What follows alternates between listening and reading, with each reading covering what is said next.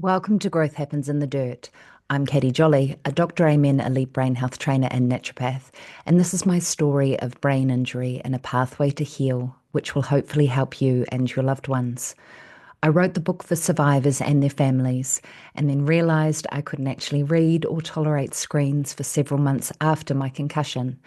So if this is where you are, this is for you. Each week, I will read a few pages of the book, now available on Amazon in paperback and on Kindle, which, along with my story, contains clinically proven tools and methods to heal. Chapter 3: The Diagnosis. The first step towards change is awareness. The second step is acceptance. Nathaniel Branden. My balance was unsteady as I climbed our stairs to make the call in private. As the receptionist answered the phone, I explained the story which would become my swan song for months to come, of tripping on a rock, leg hitting a rock, then left temple smashing against another rock. Typical of COVID times, I was told the doctor would call me back, and luckily he did so within minutes. He asked about my symptoms. Light sensitivity, check. Noise intolerance, check. Insomnia, check. I'll prescribe some sleeping pills to help. Headaches and memory issues, check. With a phone diagnosis of concussion, I was instructed to immediately go to the specialist in town to get assessed.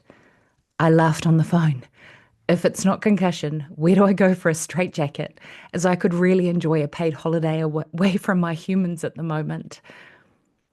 Dad hugged me as I got into the truck to travel the 15 minutes into the concussion physiotherapist's office in town. You'll be okay, babes. We'll look after you. Be safe.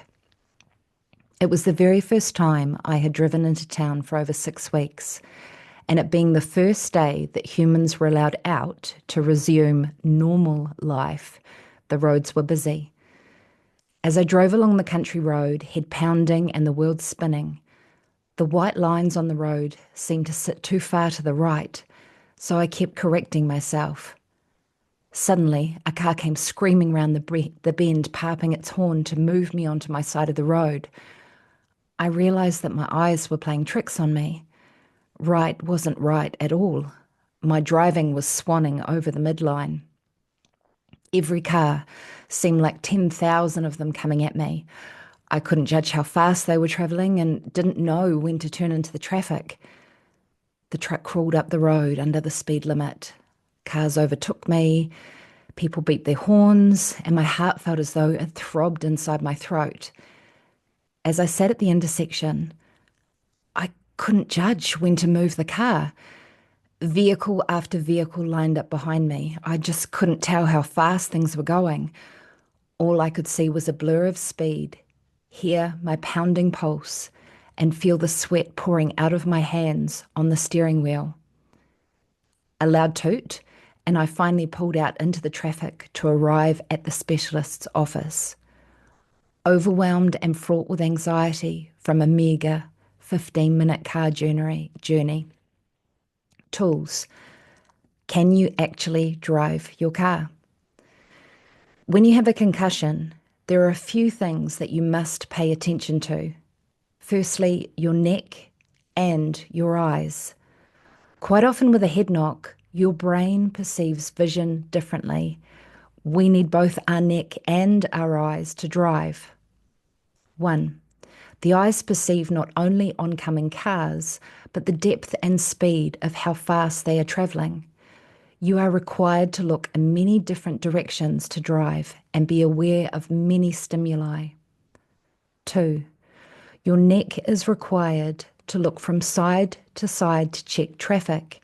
And if you are suffering from post-concussion, this small movement alone can make you feel nauseous. If your brain injury has left you feeling nauseous when you change eye movement or move your head, you may need to consider stopping driving until you get assessed by a neuro-optometrist. Also, the constant motion and scanning of your eyes can induce headaches. On a sensory level, Driving can make a person with concussion very symptomatic. Brain changes can create altered perceptions of distance and balance in the eyes. Your safety and the safety of others is important. If driving is triggering you, get your eyes checked as soon as possible, as this can be a game changer for your symptoms generally. In the beginning, you may find that traveling in a car, even as a passenger, makes you feel sick. It is very similar to seasickness due to your brain being tipped sideways. Depending on what part of the brain has been affected, or even your ear salts, keep car travel to a minimum and always wear your sunglasses and a cap to avoid flashing lights on your peripheral vision. The concussion physio. As I arrived at the concussion physiotherapist's office, I parked the truck haphazardly, totally wonky in the lines. As I walked inside, a vibrant hello from the over-enthusiastic receptionist immediately irritated me. She was too loud, the lights in the pale office were too bright, and as I tried to sit down, the chair seemed off balance. So I sat on the floor. I literally flopped on the floor. Eyeballs burning like I was drunk at a nightclub.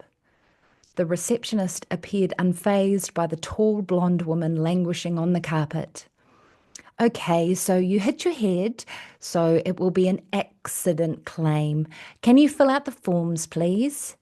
Handing me the clipboard and pen. My hand was shaking. I couldn't grip the pen properly, and the level of irritation was moving from 0 to explosive in a few seconds. I couldn't remember my address, my phone number, the date.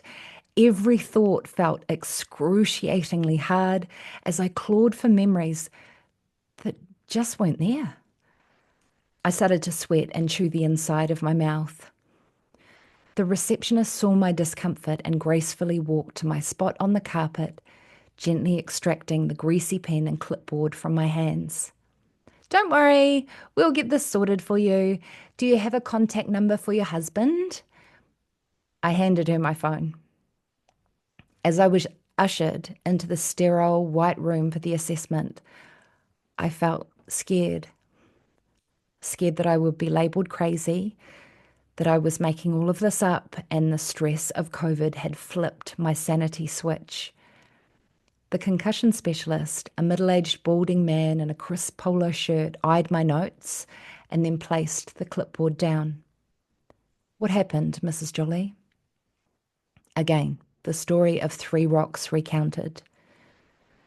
He asked me if I had ever had a head injury before. I had experienced quite a few, as I described earlier.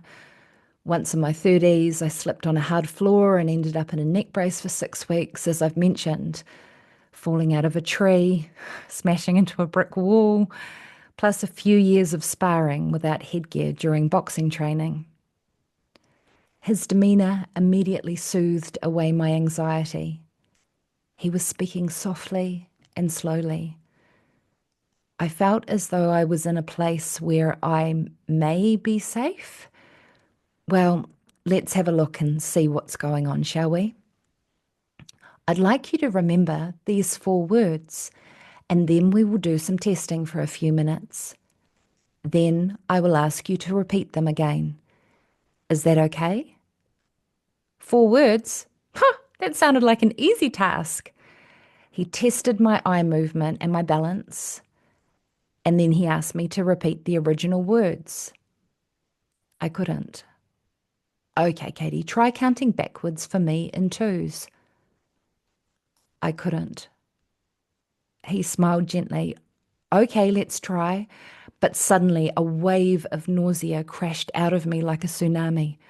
I screamed, I feel like I'm going to throw up.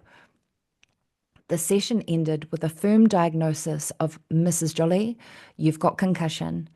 But how about you come back again to do further testing to see how bad it actually is? I drove home rattled. It was like breaking a prize vase in a boutique store and not knowing the cost. I was entering unknown territory, a diagnosis without understanding what was happening to me. That week, the next 2 sessions at the concussion physio's office were even worse. I had to walk on a white line on the carpet, eyes open, to check my balance. All I had to do was stay on the line. My competitive spirit whispered, "You've got this one, easy as." And I walked that line with the grace of a broken-legged duck. I was appalled to find out that the average time was 14 seconds to complete the drill. I had taken 1 minute, 24 seconds. The physio smiled. How about we try balancing with your eyes shut now? I fell over. The final test was next door in the gym to monitor the brain under exertion. A serious fitness bunny, I laughed at the prospect of even feeling sick while exercising. "It'll take me a hell of a lot of hill climbs to make me hurl," my ego yelled. But as the treadmill started to move, the incline increased and the fluorescent lights of the gym pulsed in time with the black-eyed peas. The walls were about to be decorated with my lunch. Getting irritated and hot, I felt as if I was going to faint. And after just a minute, my bravado was obliterated and I needed to get off the treadmill before I exploded. Get me off, I'm going to be sick." Back in the physio's office, I felt as if I was in a surrealist art film. The bright lights, the dulcet tones of the specialist, the pounding blood in my head muffled the words, "Mrs. Jolly, you have suffered a mild TBI, a traumatic brain injury. I'm going to put the referral through to the concussion program immediately. You must come off all caffeine, alcohol, and screen time straight away. You need to stop work immediately, and I would suggest that you stop driving until we can get you assessed further. I will put this through as an urgent request for the concussion team. Can I get something to help with my sleep? I haven't slept in days. Your doctor can prescribe you something for that." As I drove home, head swimming from nausea, I mulled over the words. Mild TBI. That doesn't sound that bad. Mild. Mild? Mild traumatic brain injury. Mild. Oh, it's mild. That sounded like a week recovery tops. Little did I know that mild, like most things, is a sliding scale. And this was only the beginning of the journey. Thank you so much for listening to Growth Happens in the Dirt. The book is now available on Amazon in paperback and in Kindle, but I really hope that this helps you in some way. I hope you have a great day wherever you are in the world, and keep shining.